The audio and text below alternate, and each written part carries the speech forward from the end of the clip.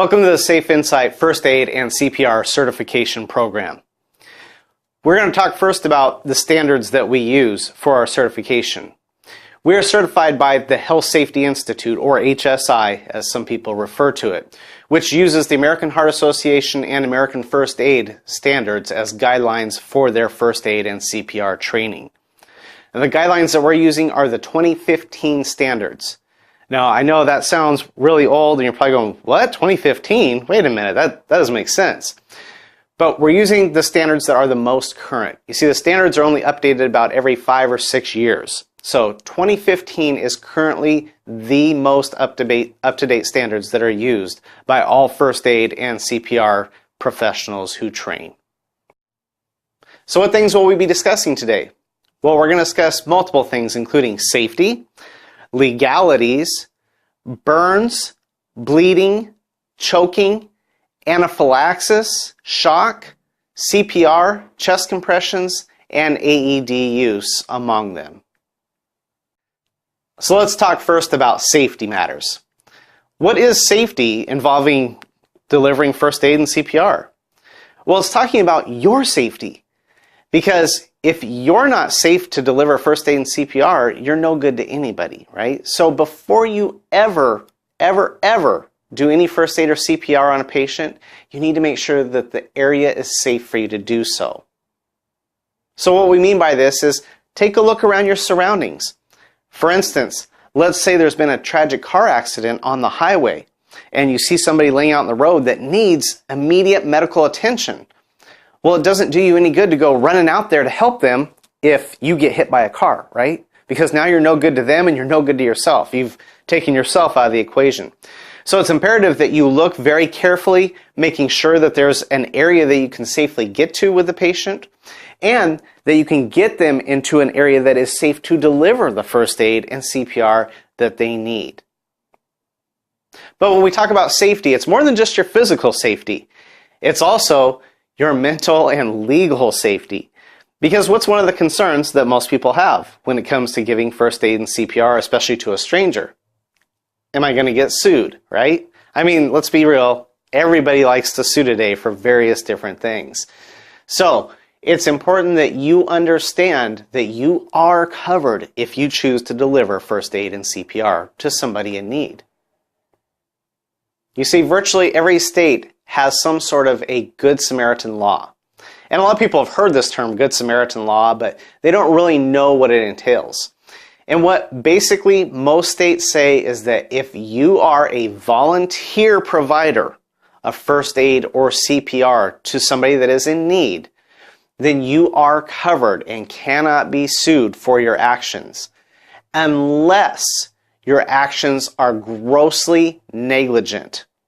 If your actions are grossly negligent, then you could be sued. But if you do everything reasonable to help the person, then you can't be sued. So what do we mean by grossly negligent? Well, let's take an example here.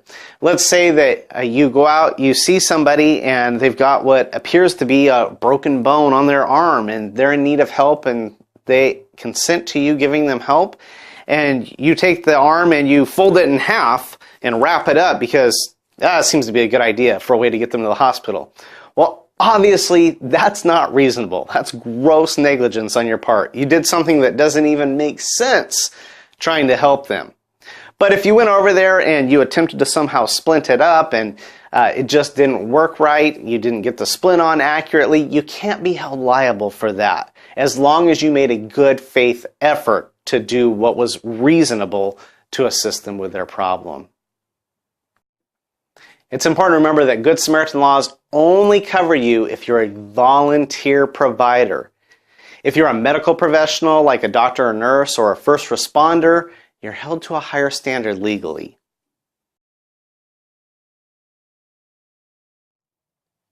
So the first thing we're going to talk about is broken bones. How do you treat broken bones? Well, the first thing that is important to realize is that you cannot fix a broken bone by yourself. That's beyond the scope of the training we're providing today. All you can do is get a bone into a position where it can be set and taken to a medical professional to get it professionally treated. So we're going to talk about three basic types of broken bones. We're going to talk about simple fractures, complicated fractures, and open fractures. So a simple fracture, as you can see here, is where you have a broken bone that doesn't break the skin. It's also known as a closed fracture because that skin remains closed. So this would be a simple or a closed fracture. Complicated fractures are ones that occur when structures around the fracture have been damaged as well. This might include arteries, veins, or other types of tissues that get damaged by the sharp edges of the fractured bone. Finally, there's the open fracture. This is also known as a compound fracture, and this is where the fractured bone has protruded through the skin. So how can you treat a fracture or broken bone? Well, the best thing that you can do if you see somebody that has a fracture or broken bone is to use a splint or a brace of some sort. Now, a splint would be something that you would place on over top of the fracture. What I like to use to demonstrate is, let's say I had a fracture right on my forearm, right in the middle here. What I'd want to do is take something that was a splint or a brace. Oftentimes you think of something solid like maybe two pieces of wood. Put one on either side, one up top of my arm and one down the bottom of my arm. And then secure it, whether it be with belts, ropes, whatever. You want to secure that splint in place. The idea is to keep that fracture from wiggling around. Keep it solid and straight so that you can get it to a medical professional for help. But it's very important to note that when you're replacing a splint, what you never want to do is you never want to secure the splint directly over top of the fracture. So again, if my fracture was right in the middle of my forearm, I would want to strap down the splints on either side. I would never want to put a belt or a rope or anything like that directly over top of the actual fracture that I'm trying to support. Now, what objects could be used as splints? Well, there's a lot of different things. A lot of times people don't think about it. So what I want you to do now is kind of look around your surroundings. See what you have available. What could be used in your surroundings as a splint?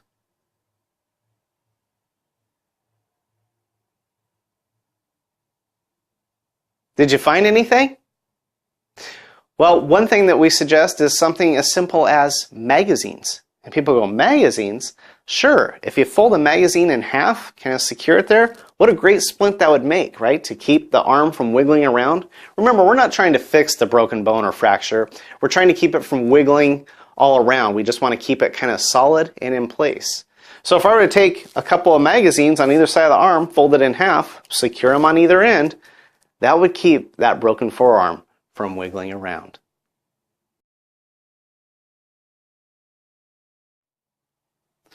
With bleeding, it's important to remember that blood actually carries oxygen to the body, which allows it to get a lot of the treatments that it needs when it's trying to heal itself.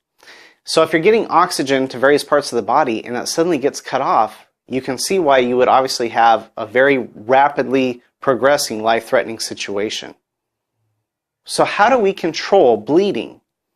Well, there's a few ways, but usually the best way to control bleeding is through applying direct pressure. Now, what do we mean applying direct pressure? Well, let's say that I have a wound on my forearm again that's bleeding. One of the things I could do is I could take something and I could put it over top of that wound and press down on it. Now, what objects could I use to press down on a wound that was bleeding? Well, I could use just about anything, right? I mean, I could use my shirt, I could tear it up. I could use my jeans, I could tear them up. But ideally, what I would want to use is some sort of a clean gauze. And I would want to put that directly over the wound and put direct pressure on the wound to try to stop the bleeding. Now, another thing to remember, if you don't have access to anything to put on there, you can use your bare hand. You can put your bare hand on something to control the bleeding if it's a worst case scenario and an emergency.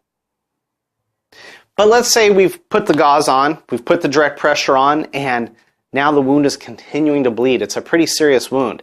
continues to bleed right through the gauze. It's not stopping. What do? Well, some people would be tempted to yank that gauze off and put a fresh piece on, right? But that's not the right answer. The right answer is to leave that gauze in place and put a fresh piece on top. And the reason for that is because if you start to take off the original bandage or whatever you had on there to stop or slow the bleeding, you're ruining the coagulating effects that were already taking place from the blood. In other words, it's not going to be able to clot properly. And so you've just basically created a fresh wound again. So you're going to be in this cycle of fresh wounds as you take off and put on, take off and put on. So instead, what you should do is put on the gauze or whatever other object you use, put it on over top. If it continues to bleed through, grab another fresh piece of something, put it on top. Grab another fresh piece, put it on top, another, put it on top, and just keep adding layers to stop the bleeding. But what if you have a serious wound that just won't stop? Something in your extremities, your arms, your legs. What can you do to stop the bleeding? Well, this is a controversial one to some people, and that is the tourniquet. The tourniquet is one of the most effective ways to simply stop bleeding in a large wound that has severe bleeding. Now again, remember, this is only for the extremities, arms and legs. Obviously, it doesn't work very well if somebody's got a head injury. You don't want to put a tourniquet around the neck. It doesn't work on the abdomen. It's for the extremities, arms and legs. Now there's multiple different types of tourniquets out there. The one we strongly recommend is the CAT tourniquet. This is a great tourniquet for many different reasons. But number one, you'll see a lot of times there's some cheap ones that are sold that are only about this thick. This band is about 1 inch thick. It's nice and wide. It's just the right width to really good pressure to stop bleeding, and it won't break on you. So it's really good for that reason. Another reason is these can be deployed very easily with one hand. So you can apply them to yourself quite easily, actually. So again, very important that you learn how to use a tourniquet. So let's say that I'm having bleeding up here in my arm somewhere. What's very important to remember is that you always want the tourniquet to be between the wound and the heart. Between the wound and the heart. That's how you stop the blood flow. If I've got a wound up here, it does me no good to slap a tourniquet down on my forearm. That's after the point where I'm bleeding. So you always want to go between the heart and the wound, wherever that may be. And you can get pretty high up with these. So what we're going to do is we're going to pretend that I've got an injury to my arm here that's bleeding. I can't stop it. I'm going to slip this tourniquet on.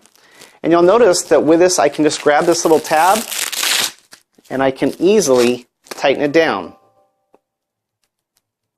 And I can easily tighten it down, bringing it around like so. Next, what I'm going to do is I'm going to take my windlass. And the windlass is this little piece right here.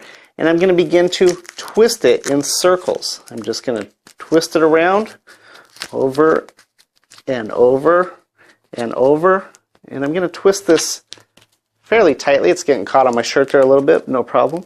But I'm going to twist it nice and tight because the goal is to stop the blood flow in my arm. So again, I'm twisting this down nice and tight. And then what I'm going to do is I'm going to pop it inside of this little tab here. Like so. I'm going to secure that on. Now, you'll notice rather rapidly my arm starts to go to sleep because what I'm trying to do is take the blood flow out of it. So as we talk for the next few minutes, you'll notice that there's going to be a discoloration in this arm. I'm already feeling it tingling. And if you look, you can actually see that there is a difference in my hand colors. I don't know if you can tell that from home or not, but it's starting to change colors pretty rapidly. So I'm going to leave this on for a few minutes and talk about tourniquets. Tourniquets are something that are often misunderstood. A lot of people say, well, tourniquets, aren't they bad? Don't they cause you to get amputations? I mean, I've heard that people get amputations a lot of times if they use tourniquets. Well, that's a fear that's out there. And it's based on some studies that were done. But these studies are from World War II.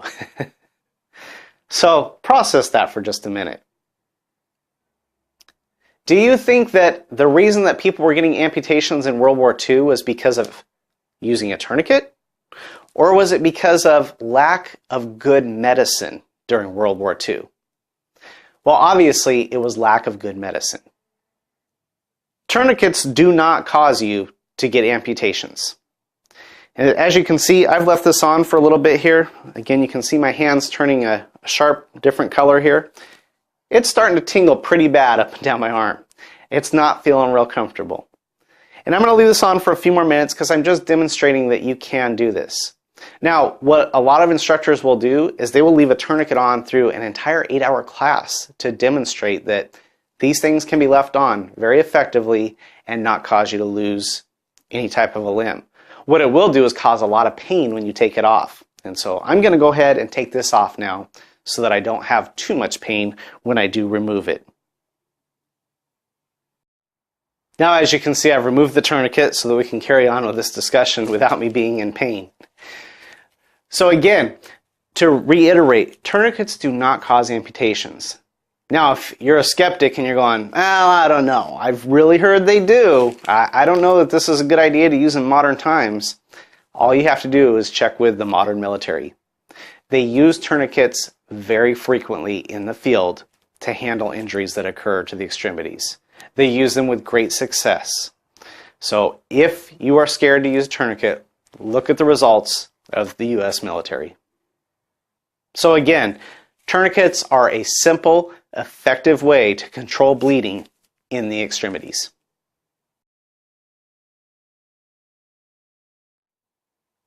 Now, when we talk about burns, you've probably heard of first degree, second degree, third degree burns in the past. But which ones are the worst ones and which ones are the least to worry about? Well, it goes in order upwards. So first degree burns, least serious. Second degree burns, little more serious. Third degree burns, very serious. And this is how they break down. First degree burns are usually something that's superficial, something on the skin, something you typically get from the sun. That would be a first degree burn, typically.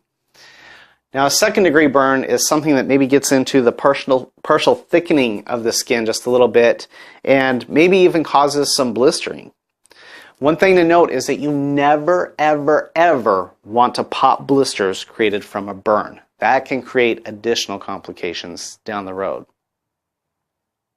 But third degree burns, the most serious ones, are the ones that go all the way through. They are the ones that go through the skin, through the fatty area, sometimes down to the bone. Third degree burns are the most serious burns that you can have. So we've got 3 different types of degrees burns, right? First degree, second degree, third degree. But we've really only got 2 categories, minor burns, major burns. So what falls into what category? Well, it's a no-brainer. First degree burns are classified as minor burns, right? And it's a no-brainer. Third degree burns, major burns. But what are second degree burns? Well, the answer is it depends. Because a second degree burn is typically classified as a minor burn. However, if any of the following exceptions exist, it would be classified as a major burn. These exceptions are a burn that is over 3 inches in diameter on the body, or a burn that is on any sensitive areas with a lot of nerve endings, such as hands, feet, head, face, or genital area. Any of those areas, if you get a burn, it's considered a second degree burn is considered a major burn. Now, if you have a minor burn, this is something that you can treat at home. Typically, what you want to use is cool, drinkable water. Now, we say cool, drinkable because what we're implying is that you don't want something that you wouldn't trust, like maybe river water or something like that, that might have a lot of parasites or other disease type things in it. You want to make sure that it's something you could drink safely, because otherwise, if you add water that's got any of those parasites or anything in it, you can just create infection on an open wound. So you want to use water that is cool and drinkable. So if it's something you could drink, you could use it to pour over the wound. This is the most effective way to treat minor burns. Now, obviously, you can use additional items such as aloe, which is great for healing burns. You could also use acetaminophen or other over-the-counter products to help ease the pain. But cool, drinkable water is the ideal way to treat a minor burn. Now, some people would say, I got a better idea. How about if I use some ice? Never use ice on a burn. Why not? Well, there's a couple different reasons. Number one, you could cause it to stick to the burn. If you've ever done that little trick in the freezer where you got a little moisture on your finger and you touch some ice and it sticks, yeah, you could do that with an open wound. If it's oozing at all, you could cause it to stick. But more importantly, ice on a burn can actually create frostbite, which now you've got a whole other set of problems. So never use ice directly to treat a burn. Cool, drinkable water is the ticket. Now, what about a major burn? If you've got a major burn, you want to immediately call 911 or seek prompt emergency medical attention. You never, ever want to attempt to treat a major burn on your own. Leave that for the medical professionals. The best you can do is if you've got 911 on the way, maybe you can lay the patient down, you can elevate their feet above their heart to kind of help slow the blood flow and keep things from getting more aggravated in the burn site. You also could try to make sure that their clothing is not stuck to the burn, but you never want to remove the clothing off there. Especially if it is stuck, you don't want to remove it because that can create additional infection problems. But try to gently make sure that around it is not sticking. And that's about all you can do for a major burn. This is something that has to be treated by a medical professional.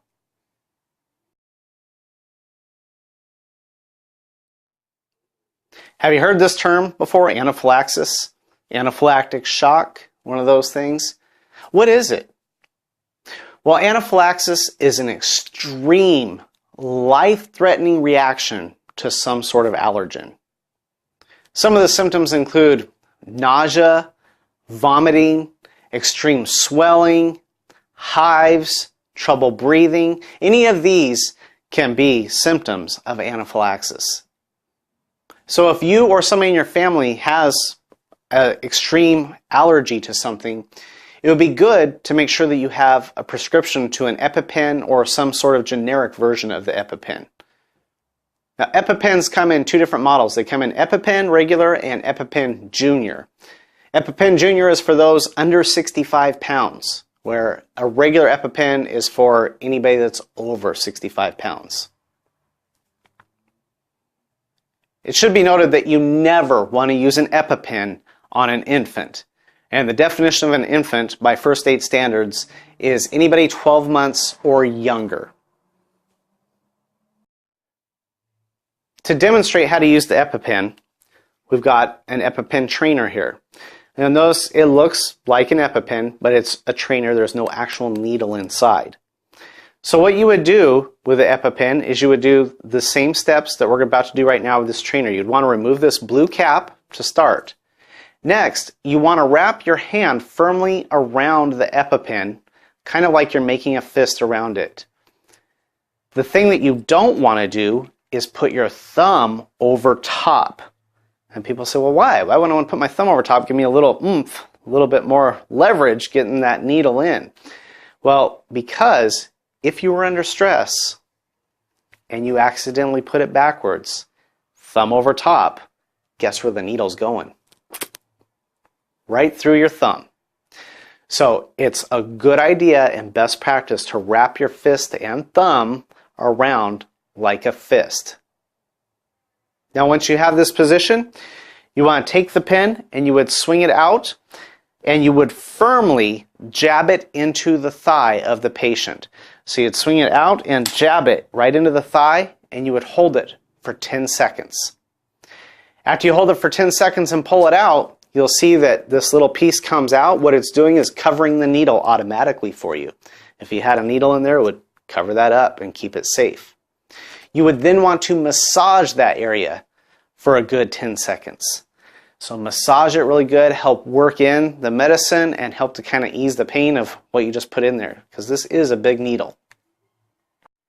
So it's important for you to know that when using the EpiPen, you don't have to remove clothing.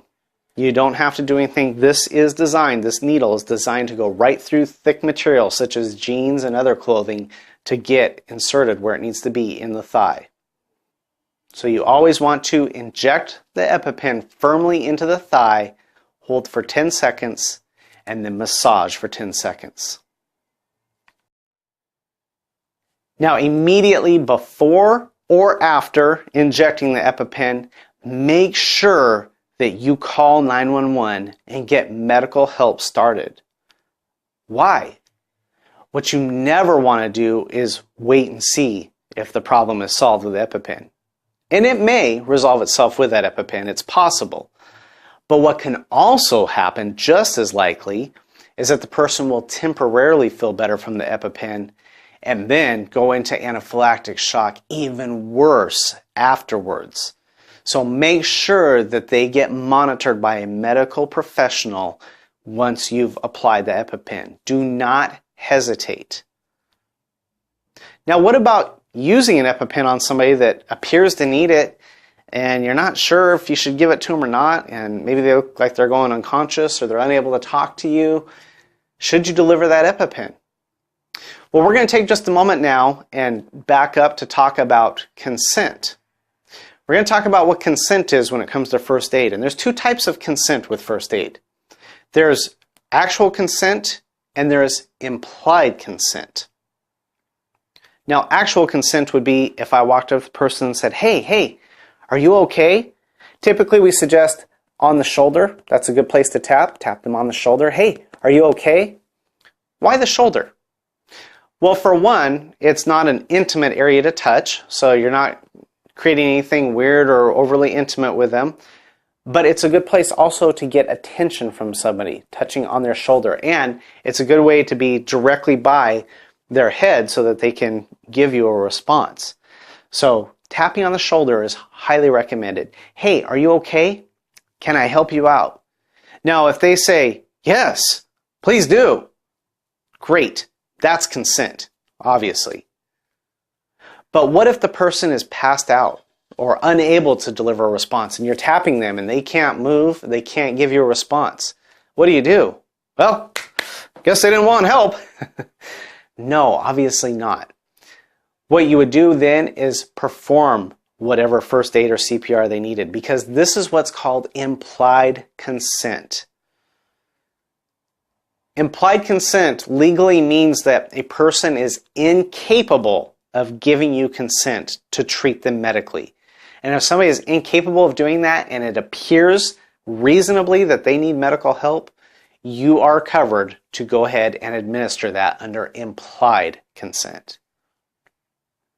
And on top of that, in many states, schools are actually authorized to hold on to EpiPens. Now, it's important to know that EpiPens are a prescription only. You have to have a prescription to use an EpiPen. But schools are authorized legally in many states to have EpiPens on hand. And they are legally authorized to use them on any student that reasonably appears to need it.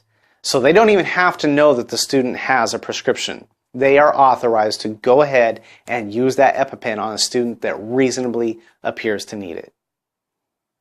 So if you see somebody that's in need of the EpiPen, they have one on their person, looks like they need help getting it injected, or if it's a family member that you know needs one, go ahead and use it. Do not hesitate. This is a life or death matter.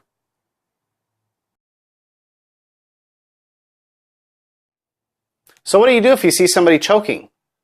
Well, there are two basic things that you're going to do, and you're going to repeat them. What you're going to do is you're going to start by giving 5 firm back blows.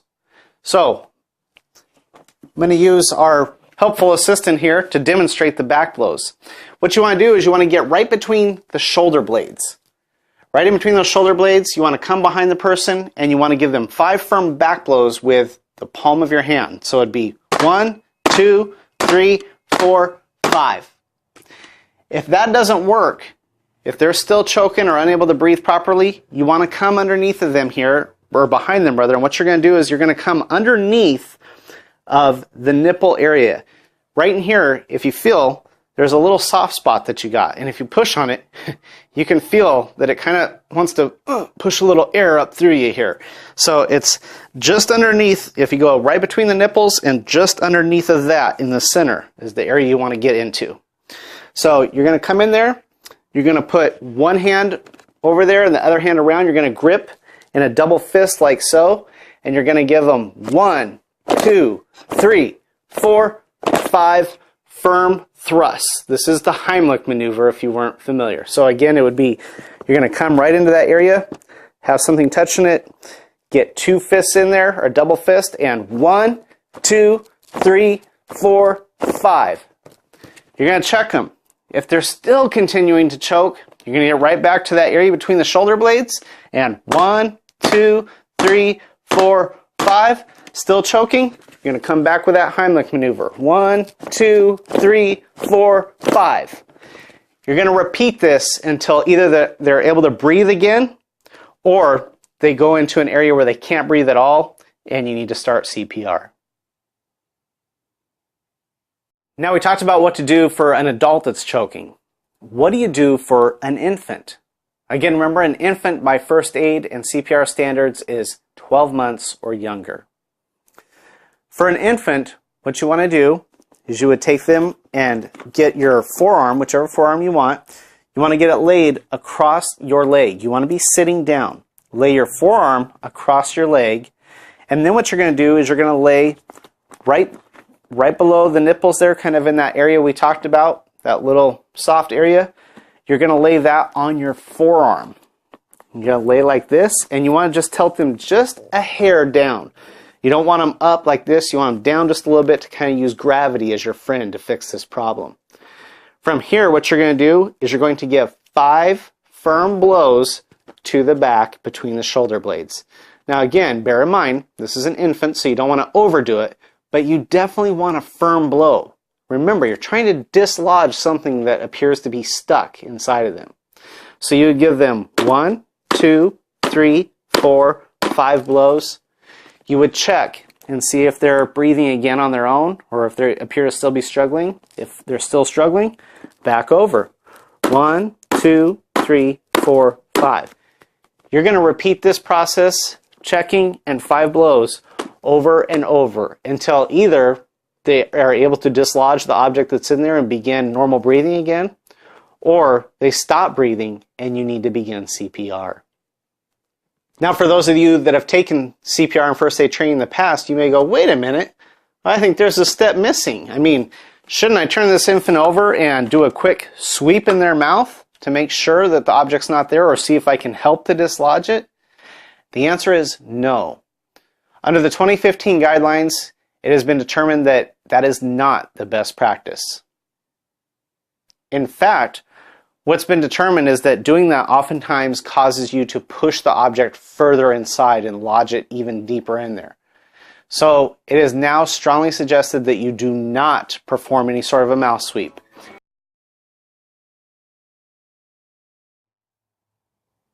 What is shock?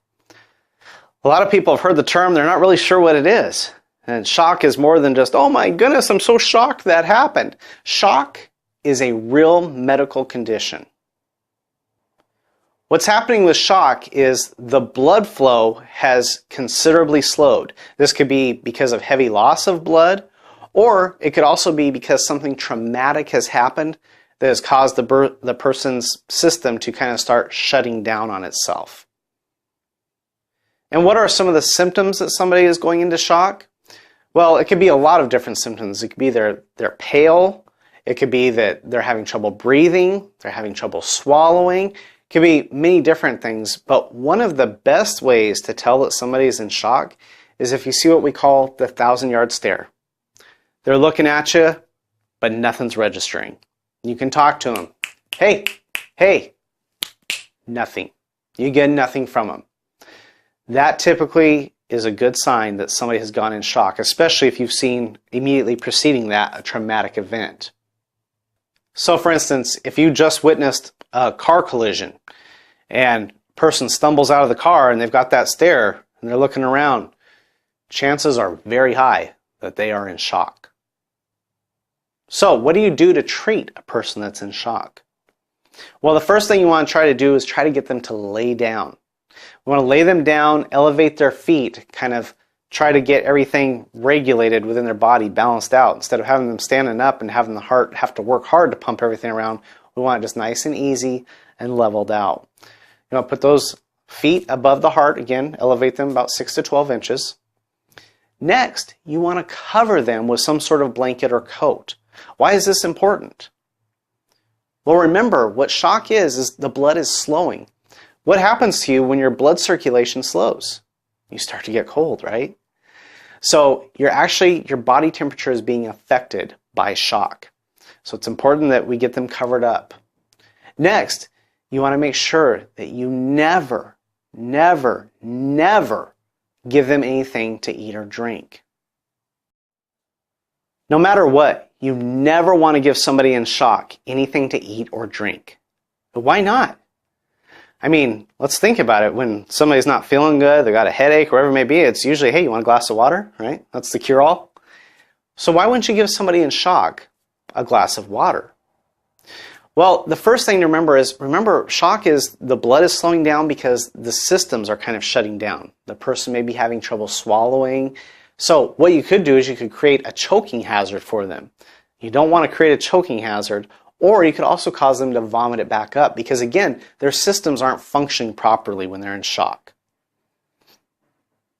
But more importantly, let's remember what shock is occurring with shock is that the blood flow is slowing, causing the body temperature to drop. So we're trying to warm them back up slowly and gradually. But if you give them water, what does that do? Drops the body temperature, right? So we want to make sure that we don't give them anything to drink. We also don't want to give them anything to eat because, again, with a body temperature being unstable at this point, food, when the body burns the calories, it gets energy and it gets warmed up, right? So you could create an instant increase in energy that you don't want. That could be bad on them when they're trying to ease their way out of shock with their body. So no food or water when they're in shock. Finally, you want to see how their breathing is, and if they need it, begin CPR. Now, if you don't already have some sort of first aid kit, or even if you do, we offer these great first aid kits. The basic Safe Insight kit here comes with everything you really need. It comes with a great carrying case, first off, that allows you to either strap it to a belt or other attachment systems, since it's got little Velcro loops in here as well. And it's nice and small and compact, so you can bring it anywhere with you. You can throw it in a glove compartment. You can keep it in your medicine cabinet, wherever the case may be. When you open it up, it has literally everything you need in here. It's got gauze, it's got tape, it's got metal tweezers, very important. A lot of first aid kits out there have plastic ones. The metal ones are by far the best. It also has metal shears, something else to be aware of. It's not plastic, it's real metal. It comes with a set of bandages, a blanket, a thermal blanket, and a few other miscellaneous items in there. You can look on our website to see all of the items that are available with it. So we strongly recommend these. If you don't have these, check out our website to get one.